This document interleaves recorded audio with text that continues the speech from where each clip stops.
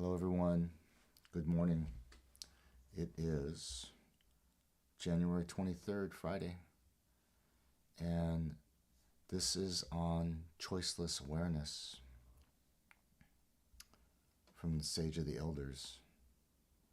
Choiceless Awareness is sitting quietly without distraction, watching whatever is happening in this moment inside or outside the self, without judging, liking, disliking, or trying to change or analyze it. Choiceless awareness. This comes from Jiddu Krishnamurti. And my relationship with him started when I was 17, when I started going to college. And I was still in high school, going to high school in the mornings and then driving across town to Cupertino from San Jose, east side of San Jose, to a junior college called De Anza. And I took this ethics class. I took 3 classes in the afternoon there. And the book that we had to get, one of the books anyways, was Total Freedom by Krishnamurti. And when we started to discuss him and read, I literally didn't understand a sentence. I could not relate. It was all gobbledygook, and I was completely out of my element. I was frustrated. The conversations that ensued in class discourse, I felt like I was in kindergarten. And so at the end of the term, I was happy to sell it back to the bookstore for like a couple bucks. And I went on my way thinking I didn't need them. But years later, I was on a motorcycle ride up the coast, and we stopped in Point Reyes. And there's a bookstore there that I highly recommend you go into. It's a wonderful bookstore, good people. And I was bending down looking at a set of books on a lower level shelf, and I stood up, and there he was, right in front of my face. And it was the Total Freedom book. And it's a beautiful cover of just his portrait when he might have been in his early 30s, maybe.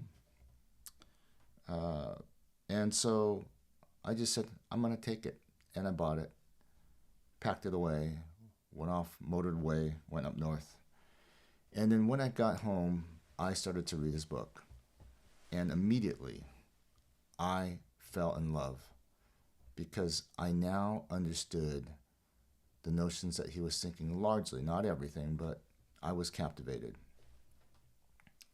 So this is about choiceless awareness, his major motif in life, really to end suffering. And it's simply sitting quietly without distraction, watching whatever is happening in this moment, inside or outside of the self, without judging it, disliking it or liking it, or trying to change or analyze it. Sounds a bit like the essence of meditation, and that's what meditation is all about. Awareness, he says, is the silent and choiceless observation of what is. In this awareness, the problem unrolls itself and is completely understood. We can observe anything, thoughts, emotions, the world on fire, peace, war, etc., right now, without dragging in memories, old habits, or past knowledge. We can just sit with it. When we are able to do this, this is pure, direct seeing in the present moment, fully present in the now. A deep sense. The observer, quote unquote, which is that part of us that is watching us think, is really just the accumulation of our past, the memories, the conditioning, the experiences, the codified beliefs that have been given to us. We usually treat emotions like as an example, anger, as separate from us, something outside of us, or something we project onto other people, like You make me mad. This really does create a split inside of us, and then it feels like we are angry on the inside. That's being mollified from the outside. That makes sense. And this leads to conflict. More largely inner conflict, and it gets expressed outwardly. And then we judge it. We try to control it or suppress it. We may copy or try to copy good behavior on the auspices of others' counseling, or conform to society's rules of engagement and how to be a good citizen. All of this causes suffering in us. We lose energy, we feel tired, out of harmony, and distant from our real self, our true, authentic, genuine self. What I often say, our true genius self. We're perfect people. We've never not been perfect. And this is the illusion of life, is that we are imperfect and we're not. The world is imperfect. So the watcher of anger is shaped by all of our past experiences with anger. Can we look at anger without pulling in all that old stuff? Is it possible? Without this past, acting as the separate observer? Yes, it's possible. When we do look directly like that, without any division whatsoever, we see the whole of consciousness clearly, without any fragmentation or split. Just sit quietly with this sense of truth that comes from Jiddu Krishnamurti, a man who knows. Don't let the thinking mind analyze or argue with it. In that silent attention, it just reveals itself naturally. This isn't something to achieve. It's not a goal. We don't have to effort. It is not an ending or a beginning. It is just a space to sit with.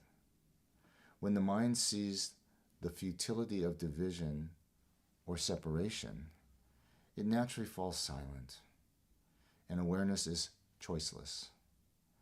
As Krishnamurti often said, in that choiceless observation, the problem dissolves because there's no separate you fighting it anymore. What do you guys think? I'm bringing this forward because I'm sitting with these thoughts as I feel attachments in my life today. And my work on being present is about understanding how I attach myself to the feelings, the thoughts, and emotions, and all the knowledge that I've gathered and want to control. And that's my Choiceless Awareness work. That's my meditation for today. And that's a little bit of the sage advice from elders in this one space. All right, folks. Turn your heart out, lead with love. See love in every single person that you meet today. And blessings and namaste. Bye for now.